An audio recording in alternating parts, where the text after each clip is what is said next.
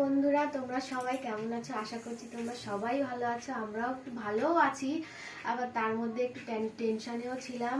কারণ আমার দাদা বৌদিরা আজকে ওদের যেখানে মানে ওরা থাকে ওখানে আজকে ওদের যাওয়ার কথা ছিল। তো ওরা গেছিল, কিন্তু ওরা ট্রেনে ব্যাগটা ভুলে গেছে। তো ভুলে গেলে এবার ওরা ট্রেন থেকে নেমেছে। যে ট্রেনে যাবে সেই ট্রেনটা তো শিয়ালদায় যায়নি। তো ট্রেন থেকে নেমে গেলে ব্যাগটা ট্রেনেই থেকে যায়। তো তারপরে ওরা নামার পরে আবার অন্য ট্রেন যখন ধরতে যায় তখন ওদের মনে পড়ে যে ট্রেনটা ওই ব্যাগটা ওই ট্রেনে থেকে যাওয়ার পরে তারপর ওদের মনে পড়ে। তো মনে পড়ার পর পাশেই জিআরপি ম্যাডাম ছিলেন। তো ওনার জন্যই আমাদের পুরোপুরি মানে বলতে গেলে আমরা বেঁচে গেছি।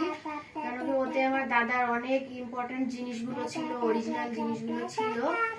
তো ওনাকে আমরা অনেক অনেক ধন্যবাদ জানাতে চাই, জিআরপি ম্যাডামকে। ওনার জন্যই আজকে আমরা এখন ঠিকঠাক আছি, নয়তো আমরা এতক্ষণ টেনশনে থাকতাম। আজকে ওনার জন্য আমরা ভালোভাবে আছি, টেনশন ছাড়া আছি।